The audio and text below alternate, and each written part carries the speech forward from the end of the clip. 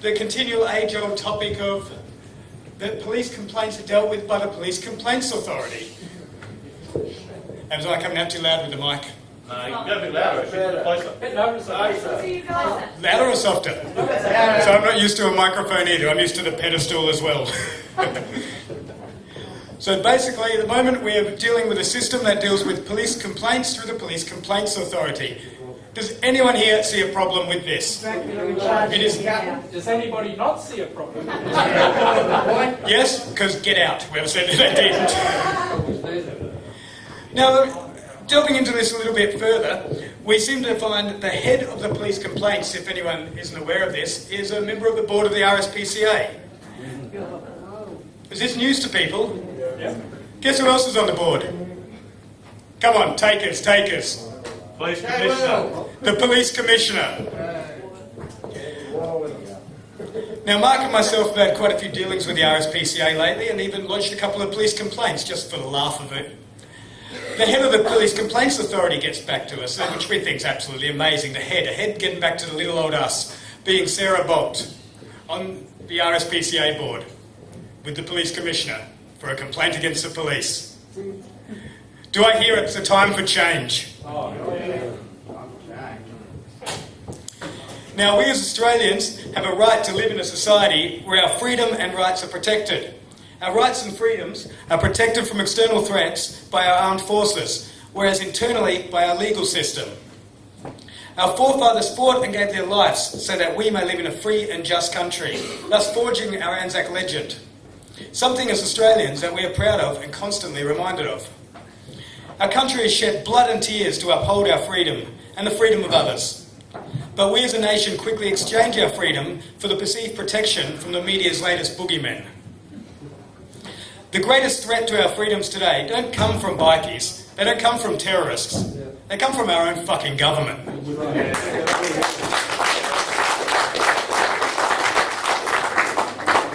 Legislation is being passed that both overtly and discreetly erodes away at our civil liberties, aka our freedoms.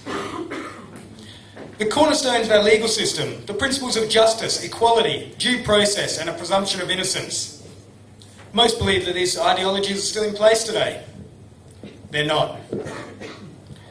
We currently have laws which reverse the onus of proof so that the prosecution need not prove that a man is guilty, rather the man must prove he is innocent. We have laws that create a presumption against bail.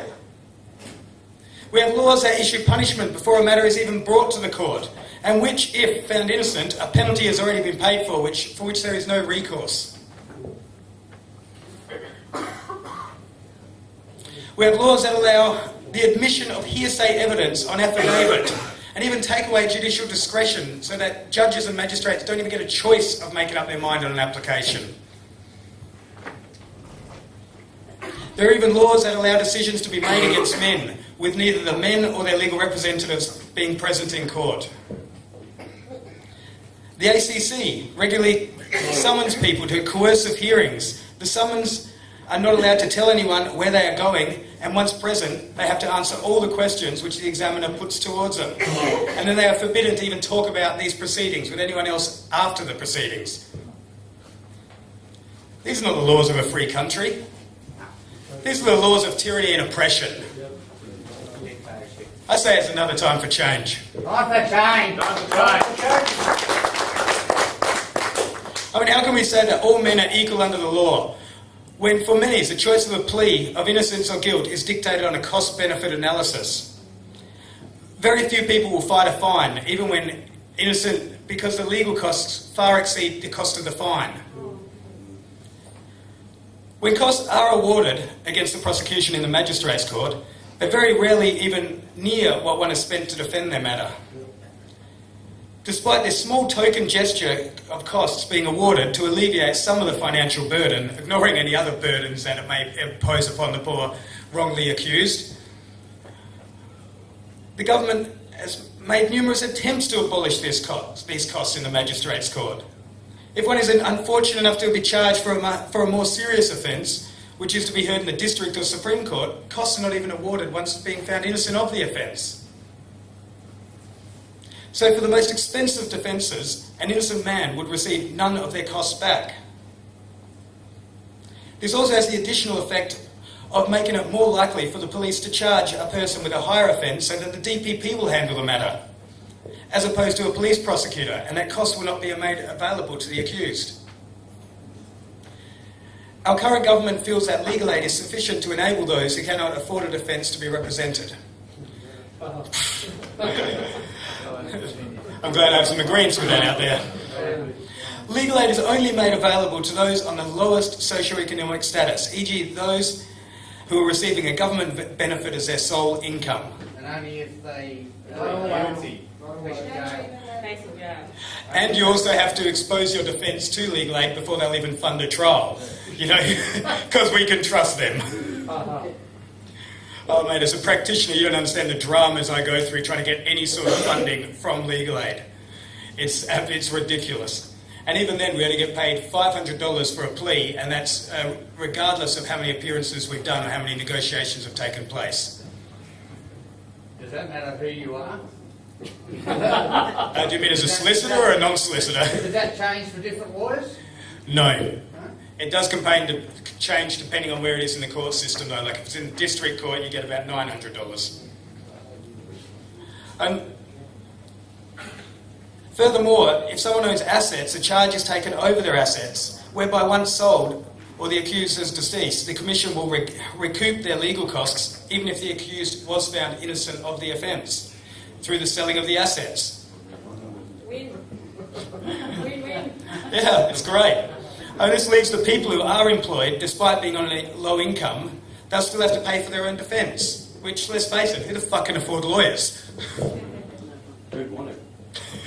We're worth the money. I mean, we need a system of justice, in particular regarding our criminal law system, that is affordable and equitable. One where the level and quality of your defence is not dependent upon the depths of your pockets. A system where the frivolous prosecutions of the police cannot be conducted against an innocent defendant. Through the imposition of cost orders across all jurisdictions. The idea of a government-funded criminal law jurisdiction where the costs of one's defence and prosecution are borne by the government, with costs only conferred upon defendants retrospectively if they possibly elect to defend a case which is going to lose, in which case they should have to pay for it. So there are no frivolous defences, the same way there are no frivolous prosecutions. The overall theme of what is required and needed to improve our legal system from beginning to end is transparency and accountability. And such a theme should extend throughout all facets of law and law enforcement. Year after year we witness corruption by those entrusted with upholding the law. Yet this seems forgotten as we give the police more and more powers which ultimately affect our freedoms and civil liberties. The police claim they need more power. We need to provide the police with as much power as they reasonably need and the resources that they need to fight crime. I don't think anyone's going to disagree with that. Fight crime. Well, with great power comes great responsibility, and they need to be made accountable for their actions. And through an independent committee, not their own fucking brethren. And the principle of our whole judicial system is that there need not be actual bias, only an apprehension of such bias. I see no reason why that shouldn't apply to the police. Thank you.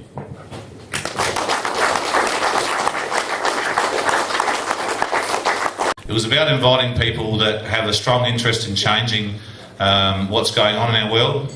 There's people here with strong backgrounds in different arenas, and we need to find a way in the near future of working together to bring change.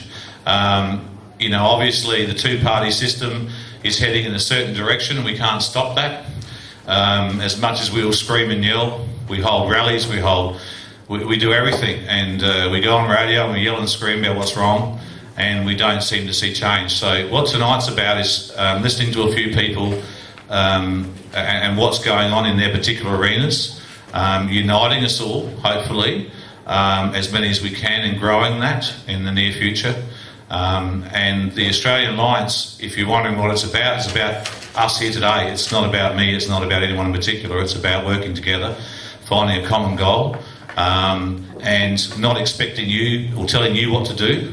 but more so embracing what it is you are compassionate about and finding a way of working together. And if we can do that, and we can do that here in other states and build upon it, I think we can make some decent change. And if nothing else, we can educate our supposed representatives as to what we do want to achieve. So there'll be a few people speak for a few moments on topics of great importance to them, and each of those topics will be important to all of us. So in a moment we'll start speaking, but just a quick hello, and we'll just drag the rest of the people in. A few people are running a bit late, especially the farmers. Not all of them. One lot were the first here and the others are coming late. You were second. Huh? You were second. I did come close. I do live in farming territory. I do get up at 5 in the morning to do farm direct markets every now and then, which was an idea. Just so you all know, this is, one thing I don't want this to become is a sooking group, a whole lot of people that get together and sook about what's wrong with the world. There's plenty of, everyone does that now, but what it is to gain those people that are pretty well awakened and see what we can do to change the world, all right? And that starts here in South Australia, but it rubs off. In Queensland, there's a particularly large group interested in what we're doing here, and in Queensland, New South Wales, we have a group as well.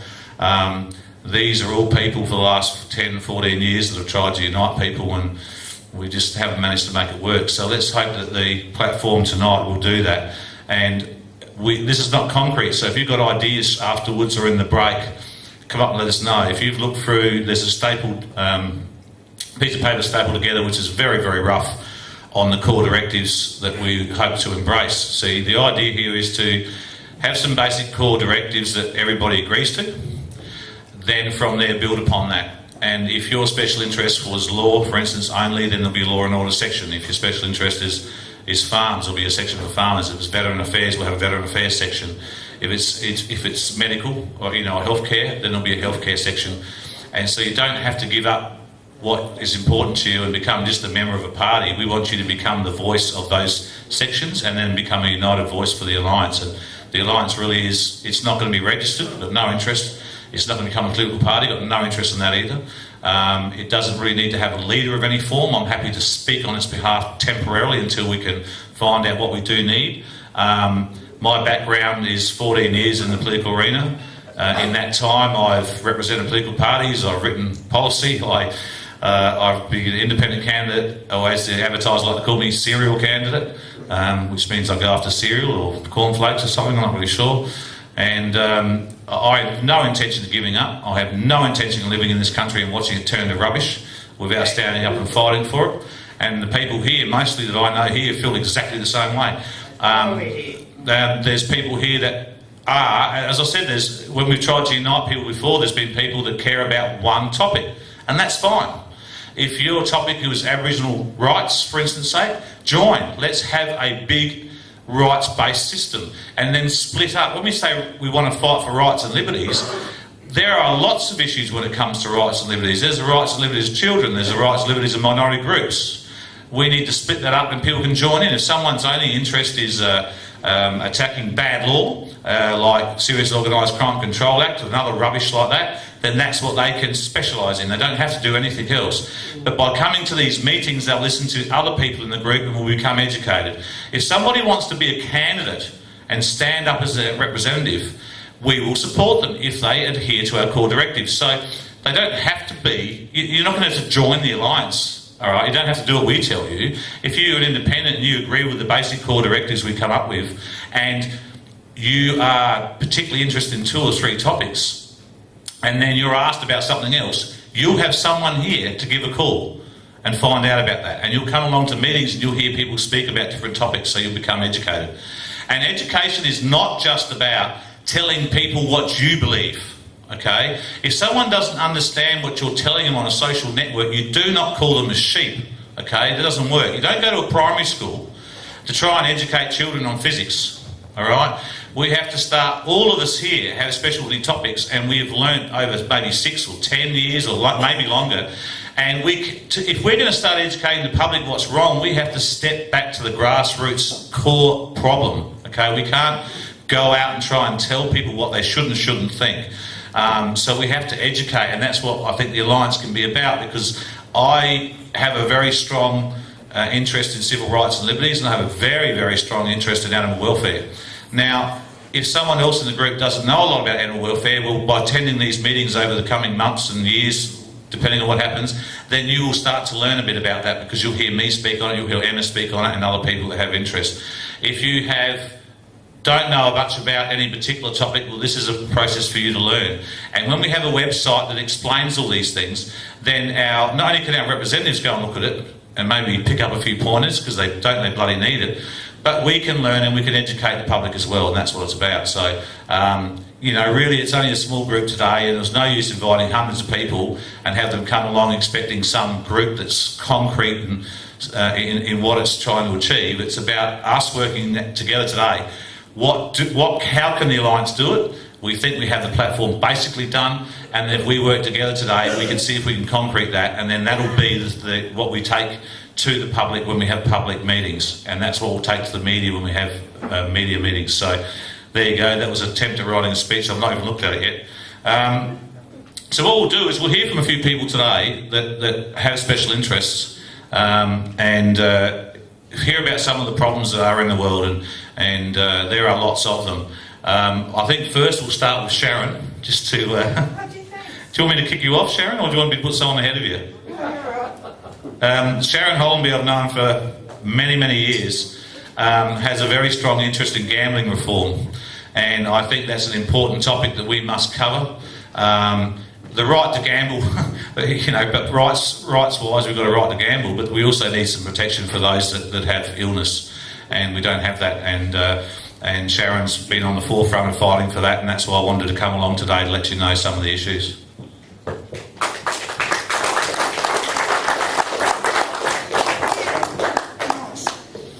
Hi everyone. My name's Sharon. I'm used to having a podium, so I'll be standing. I go by my speech. Okay. I'm actually here as a representative of Communities Against Pokies. I just want to say, every dollar that goes into a pokie machine is money that is not going into the right pockets. I'm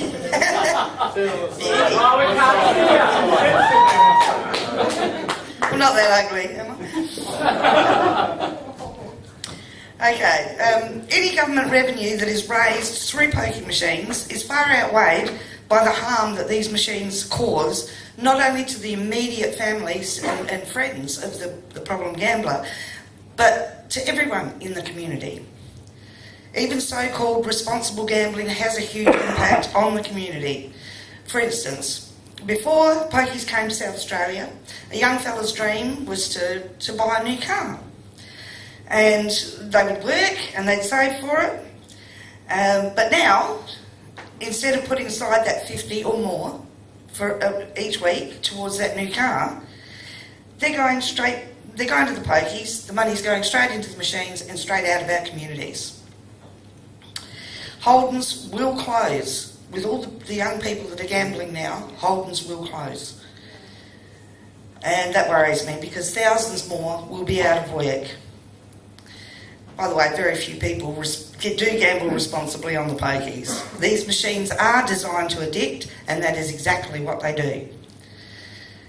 It's also been proven that the closer you live to a venue, the more chance you have of developing an addiction.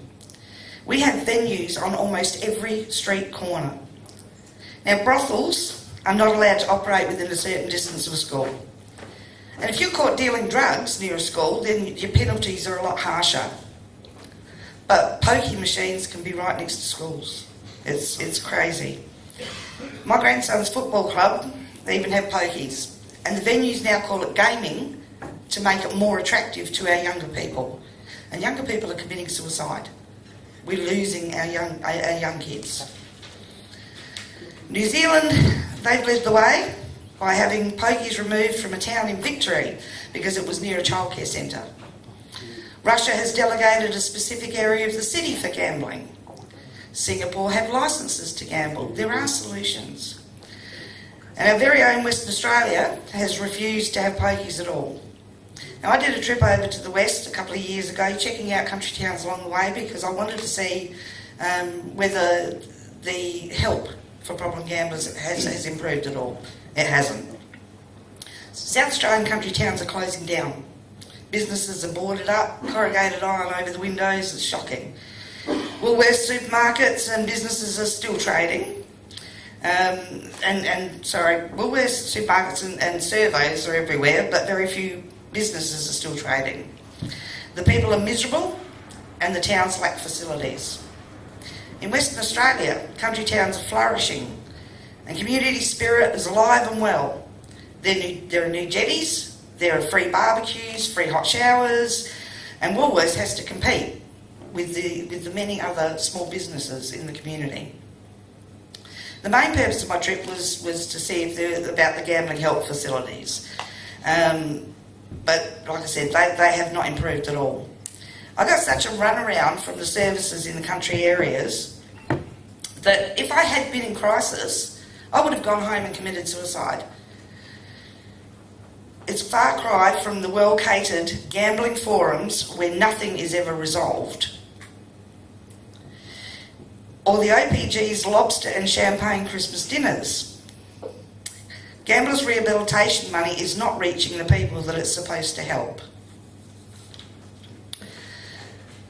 And as people become more desperate, the crime rate rises.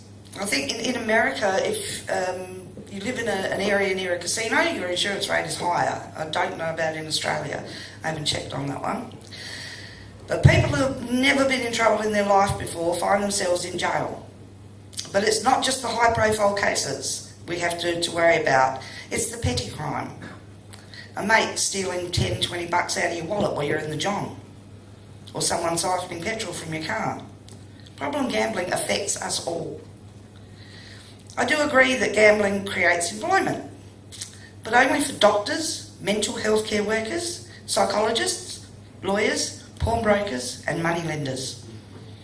Problem gambling is creating a community of sick, depressed, suicidal, non-productive people, and that is not the sort of community that I want to live in. The casino are putting in 1,500 more pokie machines. Now, the public got told 500, but in fact it's 1,500. With the government's blessing. Where are you now, Mr. Xenophon? Yes. And the government are building the footbridge to herd these people straight to them. Communities Against Pokies are planning a silent vigil for when that footbridge opens. Communities Against Pokies would like to see the pokies out of the pubs and clubs. If we're going to have a casino, yes, let's have a casino with as many pokies as you want in there, but just have them in that one place. The research has been done, and the outcome is the same from all over the world. We don't need more research. We currently have an ex-radio personality on the Independent Gambling Authority's board. And although we've asked on a number of occasions what qualifies her to be on the board, we have only received abusive responses, and that's from the Independent Gambling Authority. We believe that a reformed gambler should be involved in any decision-making process involving gambling reforms. It just makes sense. But the Independent Gambling Authority think that that would be an unwise decision. We realise that no one wants to live in a nanny state. We do. But a government has the duty to act in the best interests of all of its citizens, not just the corporations and pokey barons. And that's me. That's in a nutshell.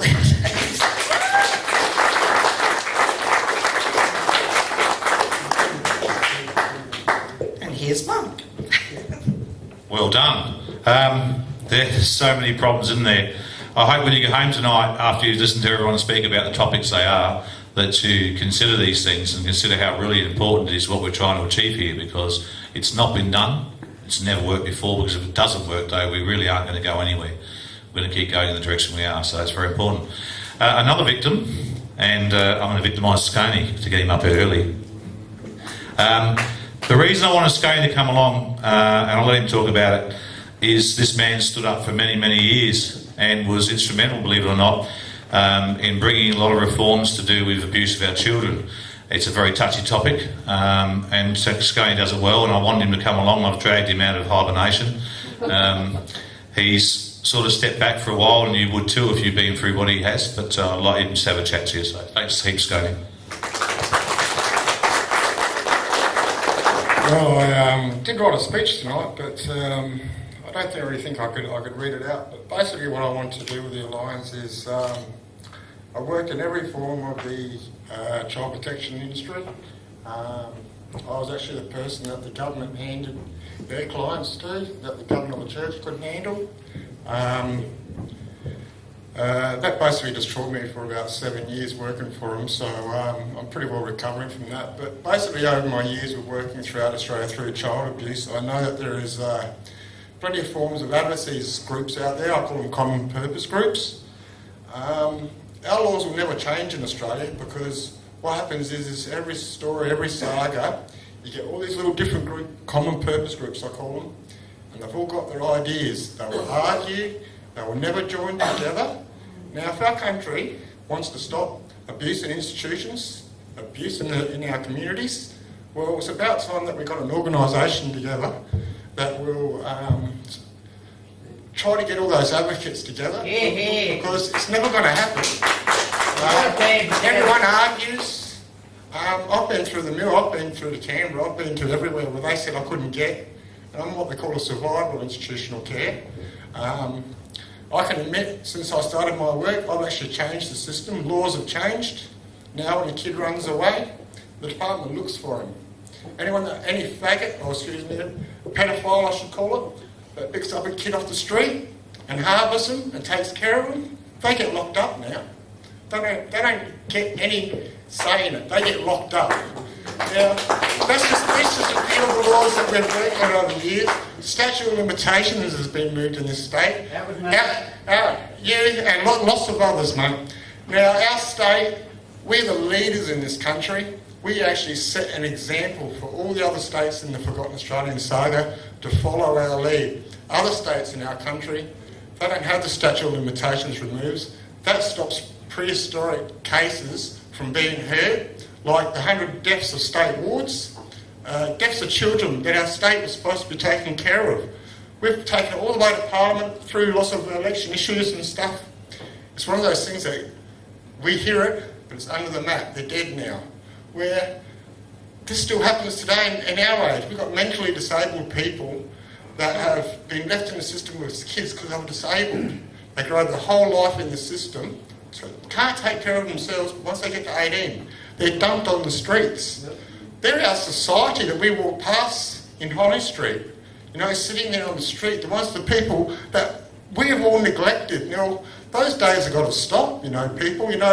We're all happy to support the illegal immigrants coming in on their boats. Well, what about our own people? It's about time that, we started taking care of our own. And I mean, the people that I've helped, the people that have died, it's, you wouldn't believe the cases that I got heard, the corruption of this state, the way that when I found out the corruption, what they did, when I took it to them and I exposed it to them, the way that they treated me and the way that they knocked me down and destroyed my whole life, I'm not going to forgive them. I'm one of those people that, like Mark knows, when I get onto something, I chew on it and I chew on it, I chew on it. And when you don't hear from me, that's when you've got to be really worried, because that's what I'm doing my work behind. And I mean, I've marched Parliament House, I've done lots of work, but if all these people, you really want to do something for child protection and abuse and neglect, and it happens in lots of different forms, if you want to do something about it, you're all going to have to join together. You're going to have to tell all these other groups and that the alliance is happening for stop child abuse in all of its forms, and that's the best we can do, because if you don't, all these groups, all these organisations, all these common purposes, places, they're all going to come, they're all going to go, they're all going to follow, they're all going to argue with each other, but it's going to happen, until people start realising that neglect, when a kid goes into an institution, it's like going out of a fry pan into the fire. In a lot of the old days it was a pretty serious place. Lots of abuse happened. Well, these days I'm proud to say through our work, we've changed it, but I tell you what, it's got a long way to go, because a hell of a long way to go. No government's perfect when it comes to child protection issues. They're very far from it, like Jennifer Rankins, I hated the lady for years, I must say. I hated her because I had to fight against her.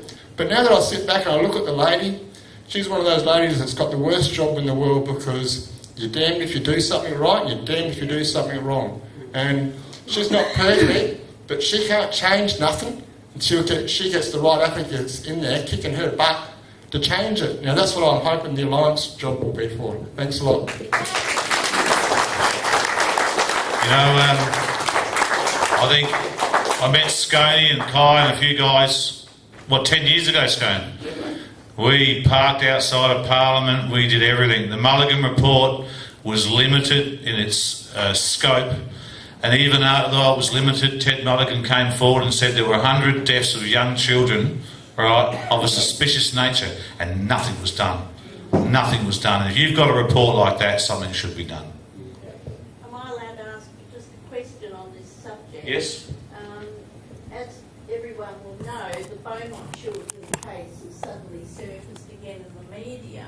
Now, I'm very concerned about the lack of police. The police seem to be very reluctant to go in there and excavate that site. And I'm just wondering why, and I have this awful feeling that there's going to be nothing done because they're covering up for somebody. Look, I won't talk about some of the things I've been privy over the years, because really there's not much. You know the old saying, someone comes to you and tells you about something or shows you a video, and it's hard to go public unless you really have absolute proof, and I'm sort of really into the truth. But I've seen some stuff in the state, and I've heard, and I've seen in Parliament, and I've seen the responses to stuff that Sconey's put up, and I've seen the Mulligan report and read the full report, and there is so much wrong in the state. There's so much wrong in the world. If we can't start to stop that, you know, it's only going to get worse. It's only going to get worse. And the fact is, when a major commission comes back, there was what commission? That was the Mulligan, that was a Royal Commission, wasn't it? Yeah, Mulligan Royal Commission. Well, you know, if a Royal Commission comes back, the children have been murdered, our children murdered, in state care, of a suspicious nature, you would expect the police to do something about that. You would expect that. And when that doesn't happen, you can start to cast your mind in a lot of places, but it's not. None of it's good. None of it's good. People that people have been voting for. And you know, you're right, mate. But what we've got to be concerned about here is that we can cast aspersion on the politicians, but politicians can't do much. If you join the Labor Party, your job is to do as the Labor Party asks. If you step up and step against what they say, then you're out. Right, so you know that's why I'm reluctant for the Alliance to become a party. It's all good to become a party, but we're standing here as a grassroots organisation, and in 5 years, 10 years' time, we're some bloody political party where some hierarchy's going, well, we need money, someone's given us money, we better back them and we better do something, and then we become one of them. And that's what I don't want to ever become, and I never will, as you all know. Now, the next speaker's not here yet. Farmer. Bloody farmers. Greg, so you're victim number 3 because you're on the list. Greg's going to talk about law and order. This man has got a great legal mind. I used to think I was quite smart, and the bastard makes me look like an amateur, which really pisses me off. But I'm learning from him, and one day I aspire to be as smart as him and as good looking. Thank you very much. Mark overstates it a bit. I'm not really that intelligent, but he does, standing next to me does make me look intelligent, so thank Mark for that. Now, I did have a speech prepared. I'm just sitting here debating if I'll go with the speech I prepared or just talk a little bit about law and order and my thoughts on it and the changes which do need to occur here. My last speaker, I actually liked the last speech a lot, dealt a lot with about corruption and cover-ups. One of my main themes that I want to be dealing with is police corruption and the continual age-old topic of that police complaints are dealt with by the Police Complaints Authority. Was I coming out too loud with the mic?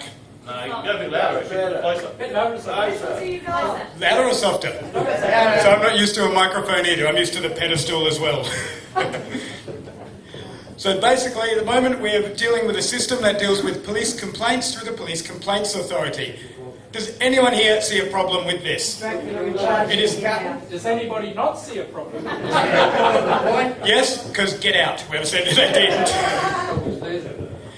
Now, delving into this a little bit further, we seem to find that the head of the police complaints, if anyone isn't aware of this, is a member of the board of the RSPCA.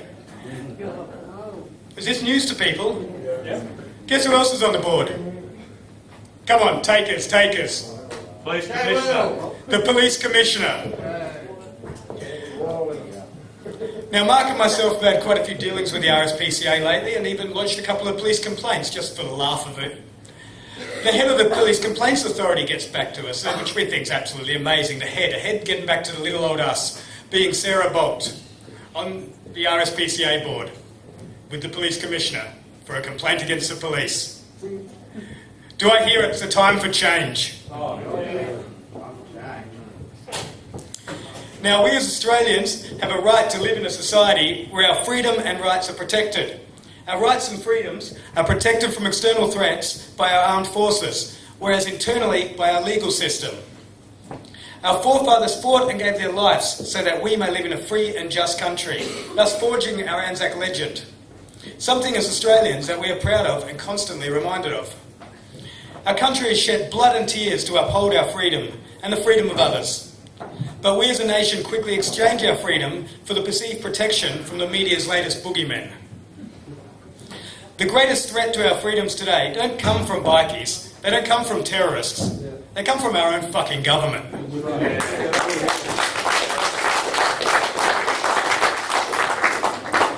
Legislation is being passed that both overtly and discreetly erodes away at our civil liberties, aka our freedoms. The cornerstones of our legal system, the principles of justice, equality, due process and a presumption of innocence. Most believe that these ideologies are still in place today. They're not. We currently have laws which reverse the onus of proof so that the prosecution need not prove that a man is guilty, rather the man must prove he is innocent. We have laws that create a presumption against bail. We have laws that issue punishment before a matter is even brought to the court, and which, if found innocent, a penalty has already been paid for which there is no recourse. We have laws that allow the admission of hearsay evidence on affidavit and even take away judicial discretion so that judges and magistrates don't even get a choice of making up their mind on an application. There are even laws that allow decisions to be made against men, with neither the men or their legal representatives being present in court. The ACC regularly summons people to coercive hearings. The summons are not allowed to tell anyone where they are going, and once present, they have to answer all the questions which the examiner puts towards them. And then they are forbidden to even talk about these proceedings with anyone else after the proceedings. These are not the laws of a free country. These are the laws of tyranny and oppression. I say it's another time for change. Time for change. I mean, how can we say that all men are equal under the law, when for many the choice of a plea of innocence or guilt is dictated on a cost-benefit analysis? Very few people will fight a fine, even when innocent, because the legal costs far exceed the cost of the fine. When costs are awarded against the prosecution in the magistrates' court, they're very rarely even near what one has spent to defend their matter. Despite this small token gesture of costs being awarded to alleviate some of the financial burden, ignoring any other burdens that it may impose upon the poor wrongly accused, the government has made numerous attempts to abolish these costs in the magistrates' court. If one is unfortunate enough to be charged for a more serious offence, which is to be heard in the district or Supreme Court, costs are not even awarded once being found innocent of the offence. So for the most expensive defences, an innocent man would receive none of their costs back. This also has the additional effect of making it more likely for the police to charge a person with a higher offence so that the DPP will handle the matter, as opposed to a police prosecutor, and that costs will not be made available to the accused. Our current government feels that legal aid is sufficient to enable those who cannot afford a defence to be represented. I'm glad I have some agreements with that out there. Legal aid is only made available to those on the lowest socioeconomic status, e.g. those who are receiving a government benefit as their sole income. And only if they... And you also have to expose your defence to legal aid before they'll even fund a trial, you know, because we can trust them. Oh mate, as a practitioner you don't understand the dramas I go through trying to get any sort of funding from legal aid. It's ridiculous. And even then we only get paid $500 for a plea, and that's regardless of how many appearances we've done or how many negotiations have taken place. Does that matter who you are? Do you mean as a solicitor or a non-solicitor? Does that change for different lawyers? No. It does change depending on where it is in the court system though. Like if it's in district court you get about $900. Furthermore, if someone owns assets, a charge is taken over their assets, whereby once sold or the accused is deceased, the Commission will recoup their legal costs even if the accused was found innocent of the offence through the selling of the assets. Win. Win-win. Yeah, it's great. And this leaves the people who are employed, despite being on a low income, they'll still have to pay for their own defence, which, let's face it, who the fuck can afford lawyers? Who'd want it? We're worth the money. I mean, we need a system of justice, in particular regarding our criminal law system, that is affordable and equitable.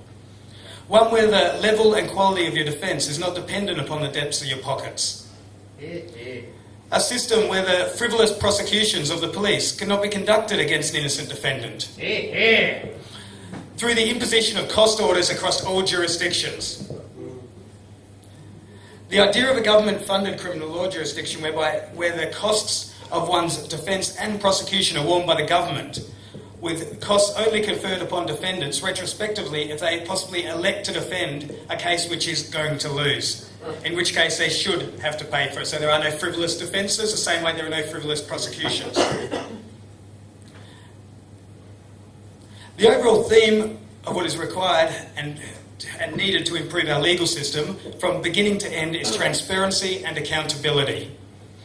And such a theme should extend throughout all facets of law and law enforcement. Year after year we witness corruption by those entrusted with upholding the law. Yet this seems forgotten as we give the police more and more powers which ultimately affect our freedoms and civil liberties.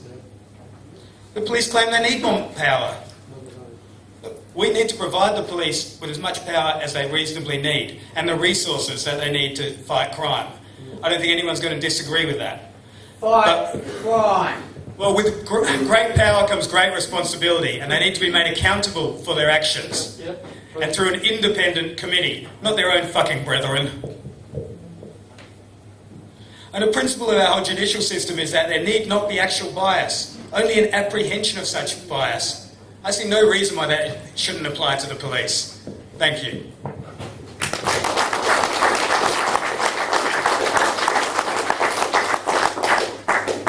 Well done. There you go. That's a bit of in-depth for someone who does it every day. Okay, that's what we need in the Alliance. We need people that actually understand, can put to words and look at coming up with ideas that we can change it.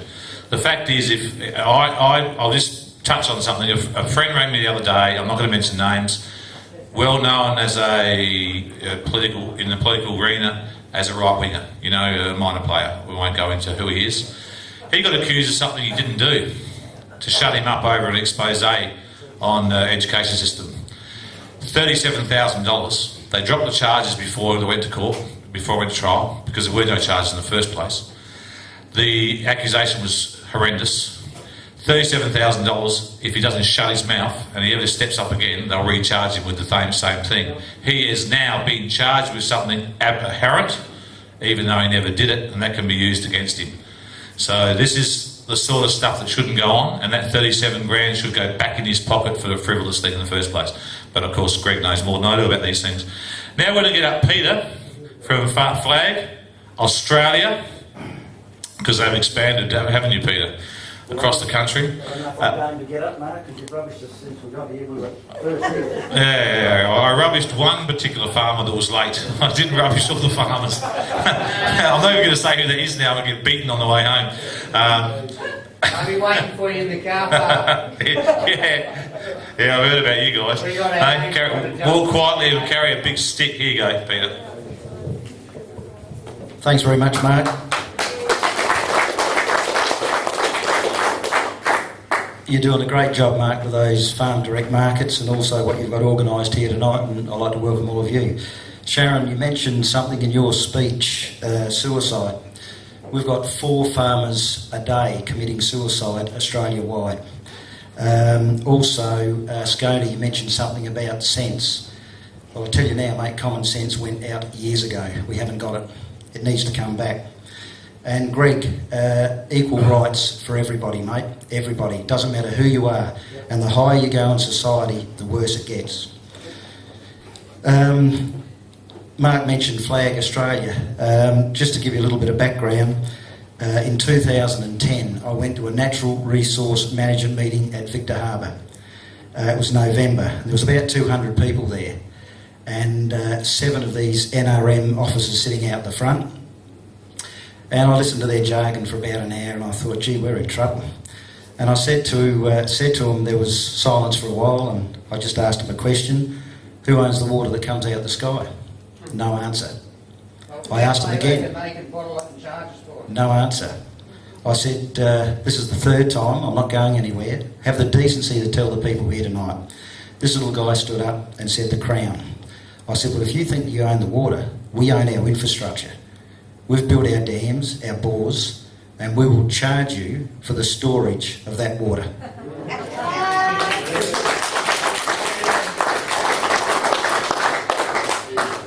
Getting back to the law, Greg, this smart aleck stood up and looked at me and said, there's a court system, mate. Well, I tell you what, he stirred up the biggest hornet's nest you've ever seen. Because I went away that night and I thought, what in the hell are we going to do? We're in trouble. And I just want you to get this in your head. NRM, Natural Resource Management. Do you know what that actually means? That means they control everything we do. The rain, the wind, the sun, the air we breathe. And I can tell you right now, it's serious, because we are living and breathing it 7 days a week, 24 hours a day on our farms. The Natural Resource Management Act of 2004, and I'll just give you a couple of sections there. Section 69, seize our financial documents. Why does an environmental bureaucracy need our financial documents? Section 127(6)A, $35,000 fine for non-complying. So they come in, we want your financial documents, Peter. No, sorry, can't have them. No, if you don't give them to us, that's non-complying, $35,000 fine. That this Labor government wanted to make for an individual $700,000. If you're a family company, this is fair dinkum, 127(6)A, $70,000 fine if you're a family company. Most farms are a family business. This government wanted to make it $2.2 million. Now, you might say, why? And do you feel sorry for us farmers? You all pay a natural resource management levy. Have a look at your rates, right? So the reason they wanted to change it was 35,000 non-compliant for an individual wouldn't sell your house. 700,000 would. Farms, 70,000 wouldn't sell your farm. 2.2 million would. But we lobbied and lobbied and lobbied, and we stopped that. So it's still 35,000 for an individual and 70,000 for a family company. Also, they wanted the NRM to come onto our properties without a warrant. We stopped that. They also wanted to take away our right to remain silent. So in other words, you couldn't engage a lawyer. We stopped that. I'll just give you some examples what's happened to certain farmers. One particular guy I've known for a long, long time, he was clearing a bit of silt out of his creek to help environmental flow. And he got fined at $35,000. Now, he didn't pay that, and the deal was, well, if he didn't pay that, he had to plant 6,500 square metres at his expense of native vegetation and prickly acacia. Now, you might not know what prickly acacia is, but we call it a kerosene bush. It's highly inflammable. Now, I've got a letter here, and it states, by planting this prickly acacia, it will stop kangaroo intrusion on the riverbanks. Now, this is an environmental mob. They don't even want the kangaroo to have a drink. I've got the letter here.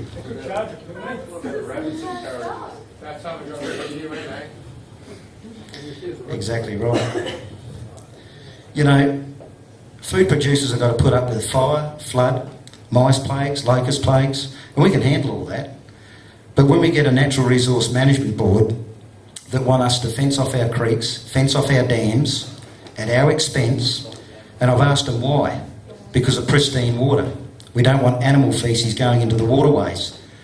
People need to realise that microorganisms feed off animal faeces. It's part of the ecology. But the reason they want us to fence off our creeks and fence off our dams, because then we meter our dams and everything's on a trough system. So I go out in the paddocks and here's all the kangaroos having a drink, kookaburras and all the rest of it.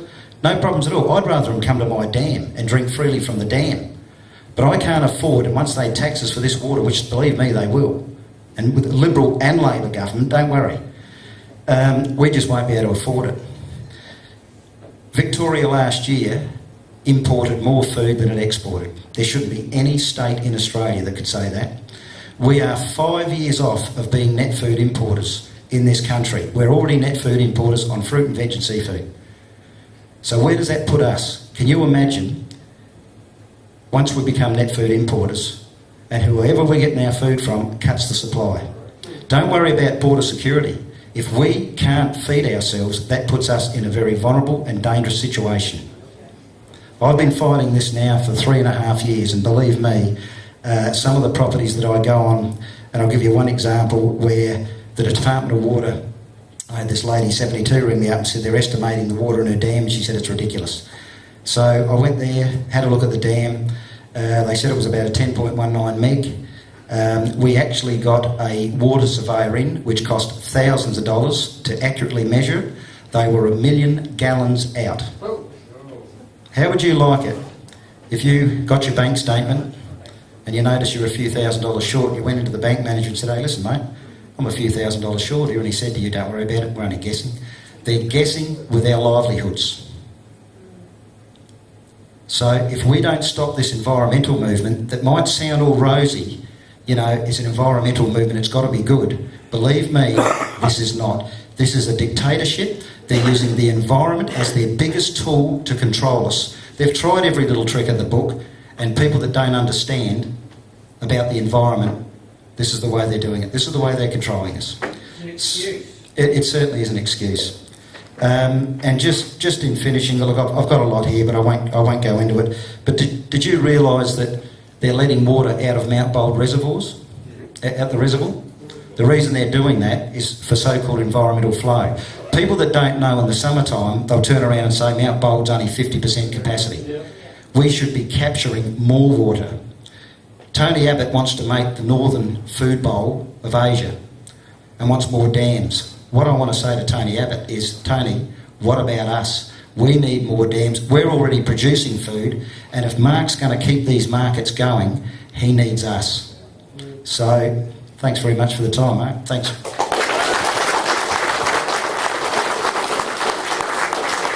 I hope you're getting an overview already of some of the problems, and they're diverse. And that's what the Alliance I want to be about. I want to be diverse. We've got law and order. We've heard about farmers. We've heard about gambling. We've heard about our children, the rights of our children, and those sorts of problems. And they're all very sad. Any one of them should be enough to incite anger amongst the people. But it gets watered down. If you went back 20 years ago, when I first got involved in politics, which my wife's probably sitting there going, oh, fuck, why? But when I first got involved in politics, we would get angry about the smallest thing. You know, not the smallest thing, they were important things. And we'd have big rallies in the city, and it'd be covered by all the media, and there'd be all these angry people there pulling out trees or whatever was going on. And then they started screwing us so often, every week, that we become accustomed to it. And we pick up on one thing and go, oh, that's just dreadful. And we all get angry for a few moments, and then what happens? Oh, what's this? 3 more things slip by. You know, they show you something disgusting with this hand while they're shuffling the cards behind you.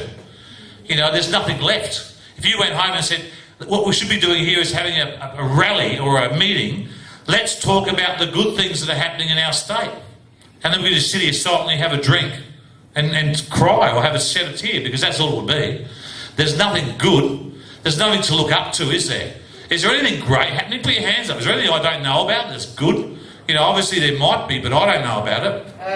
Australian Alliance. Oh, yeah, I like that. So, you know, what this needs to grow is that when we next have a meeting, and instead of handing out half-finished paperwork to you guys, we finalise that paperwork, we chat online, we say that here's our core directives, that is it.